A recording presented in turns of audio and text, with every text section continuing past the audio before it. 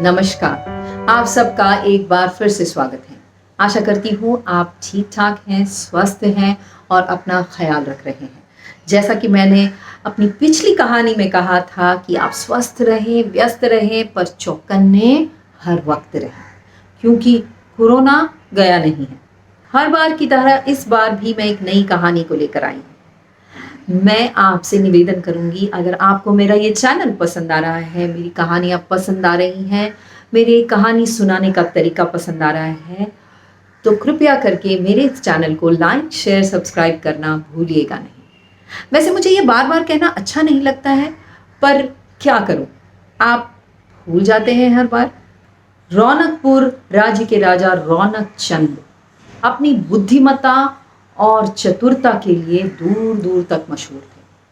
दूर दूर के देशों से लोग उनसे सलाह और मशवरा करने आते। वे रौनक चंद की बुद्धिमत्ता और चतुरता के कायल थे। रौनक चंद के राज्य में हर जगह, हर तरफ रौनक ही रौनक थी। हाँ, बस राजा एक बात से परेशान थे। उनकी परेशानी का कारण थे उनके 2 मंत्री। रौनक चंद के 3 मंत्री थे, उनमें से उनके 2 मंत्री अव्वल दर्जे के आलसी और चालाक थे। वे हमेशा से अपना काम किसी और के सर मढ़ देते, पर वाहवाही लूटने के लिए सबसे पहले आ जाते।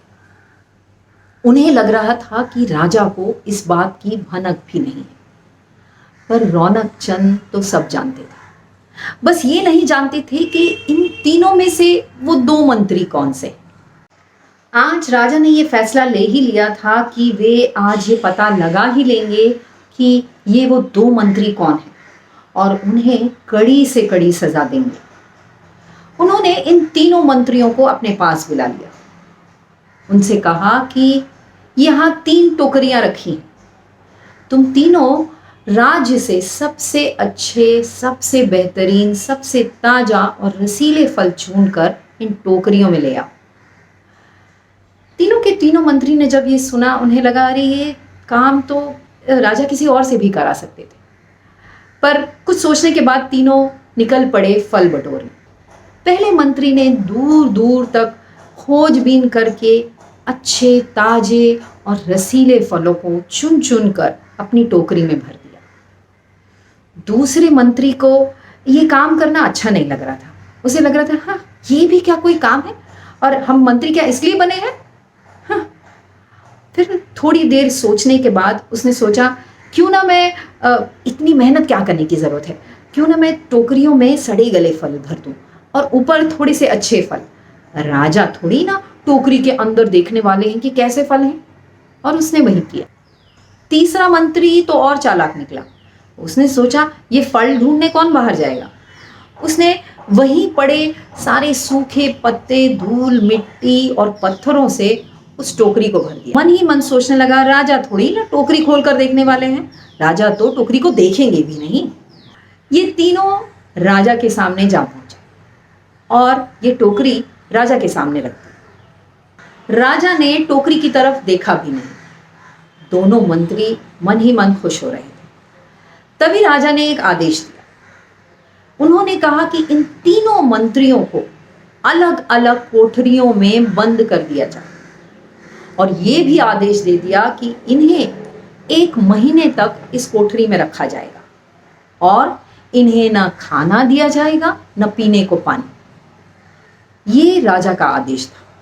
तीनों मंत्री डर गए। तब राजा ने कहा, अरे मैं इतना निर्दयी थोड़े ना हूं कि मैं तुम्हें भूखा मार दूंगा। तुम अपने साथ अपनी अपनी टोकरियां अपनी कोठरी में ले जा सकते हो। तुमसे मैंने कहा था ना कि अच्छे फल, ताजे फल और रसीले फल ले आना। इन फलों के साथ तो तुम आराम से 1 महीना निकाल लोगे। क्यों, ठीक है ना? पहला मंत्री, जिसने अच्छे, ताजे, रसीले और बेहतरीन फल टोकरी में चुनकर रखे थे, खुश था। उसने आराम से 1 महीना उन अच्छे ताजे फलों को खाकर निकाल दिया। दूसरा मंत्री डर गया। उसने कुछ दिन तो अच्छे वाले फल को खाकर गुजार दिए, पर बाद में सड़े गले फलों को खाने की वजह से उसे एक गंभीर बीमारी हो गई। और तीसरा मंत्री, जिसने अपनी टोकरी में पत्ते और पत्थर और धूल भर रखे थे, थोड़े ही दिनों में उसने अपना दम तोड़ दिया। जैसा बोया है वैसा ही पाओगे, नीम बोया है तो आम कहां से खाओगे। कर्म के पास ना कागज है ना कोई किताब है, फिर भी सारे जगत का हिसाब। कर्म से डरिए, ईश्वर से नहीं। ईश्वर माफ कर सकता है पर कर्म नहीं। ये तो आप भी जानते हैं कि बछड़ा 100 गायों में से अपनी मां को ढूंढ लेता है, उसी तरह कर्म अपने कर्ता को आसानी से ढूंढ लेता है।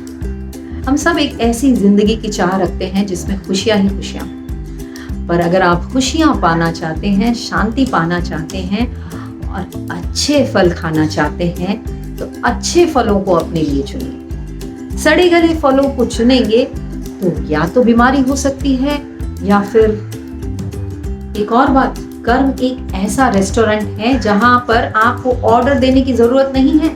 यहाँ पर तो आपको वही मिलेगा जो आपने पकाया है। अगर आपको आज की ये कहानी पसंद आई है तो कमेंट बॉक्स में आपने क्या सीखा जरूर शेयर कीजिएगा। और हाँ, मेरे इस चैनल को लाइक शेयर सब्सक्राइब करना भूलिएगा नहीं।